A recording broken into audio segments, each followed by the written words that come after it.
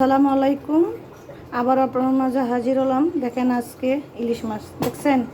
ইলিশ মাছটা অনেক বড়, বেশি বড় না, সাধ্য মতন ইলিশ মাছ আমরা কিনেছি, কিন্তু বড় ইলিশ খাওয়ার ক্ষমতা নেই আমাদের, তাই এতটুকু ইলিশ দিয়ে চাল কুমড়া দিয়ে রান্না করব। কিন্তু আমি প্রথমেই চাল কুমড়া দিয়ে রান্না করব আজকে। কে কে চাল কুমড়া দিয়ে ইলিশ মাছ খেয়েছেন সবাই কমেন্টসে জানিয়ে যাবেন। এই দেখেন আমার চাল কুমড়াটা, এটা হচ্ছে দেশের থেকে চাল কুমড়াটা আনছে আমার মামা, তাই এই জন্য এটা দিয়ে চাল কুমড়াটা রান্না করব। জানি না কেমন হবে, রান্না করে খেয়ে দেখব কেমন হবে, স্বাদরা আপনাদের সাথে তুলে ধরবো, আর রান্নাটাও আপনাদের কাছে পরবর্তীতে দেখাবো। আপনাদের কাছে শেয়ার করলাম কেমন লাগবে এই চাল কুমড়া দিয়ে ইলিশ মাছটা। সবাই কমেন্টসে জানিয়ে দিবেন।